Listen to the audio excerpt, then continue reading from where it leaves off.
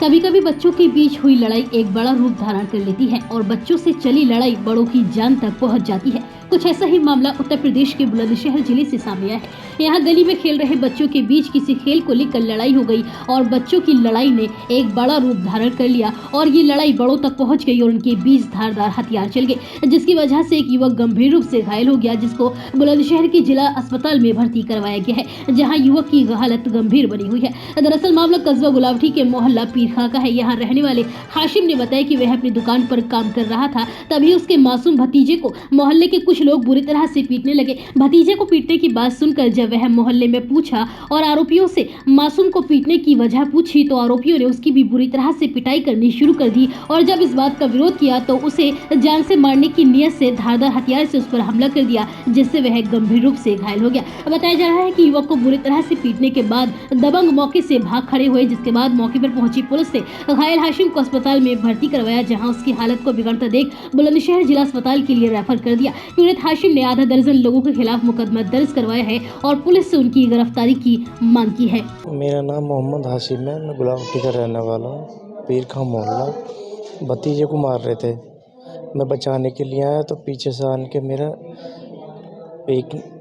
एक ने पीछे से आन के छुरिया बुगदा मेरे पीछे से मार दिया। उसके बाद पता नहीं पड़ा क्या हुआ। कौन कौन लोग थे? बल्लू और सादमान, फिरोज खान, दानिश। क्या पहले से रंजिश मानते हैं या अभी ये नया चल रहा है? नहीं, पहले से कुछ भी नहीं था, यही था, बस भतीजे को मार रहे थे। जो आपके भाई की चोट लगी क्या वजह है? मेरा नाम मुन्ना है और ये मेरा बड़ा भाई है और इससे 10 कदम पे मेरा घर है। मैं तो वहाँ नहीं था, मैं तो अपने काम कारोबार के लिए निकल गया था सुबह। तो वो छोटा भतीजा है, वो अपने पैसे वैसे मांगने के लिए गया वहाँ। फिर उसके बाद में जो पीछे से ये आए तो ये बीच बचाव में पहुँच गया। बीच बचाव में पहुँचने के बाद में इसके बुगदा लिया उन्होंने और इसके बुगदा सर पे मारा। ये बेहोश हो गया बिल्कुल, इसे पता ही नहीं था फिर मैं कहाँ हूँ कहाँ नहीं। फिर इसे मारते रहे, 4-5 जने थे। वो पहले नंबर पे बाबू हैं, उससे छोटे बड़े वाले भाई का नाम है बल्लू। फिर उनके लड़के हैं फिरोज खान, फैज़ान और दानिश। उन्होंने इतनी बुरी गंभीर हालत में डाला कि ये अपने भी आप नहीं था, ये पड़े हुए थे बेहोश। और एक पैटल जो सादमान नाम है। तो फिर ऐसी क्या वजह रही? ऐसा कुछ नहीं था, बस खाली वो अपने पैसे वैसे मांग रहा होगा और कुछ नहीं, खाली पैसे मांगने के लिए गया। उससे गाली गुफ्तार वही पैसे का विवाद था?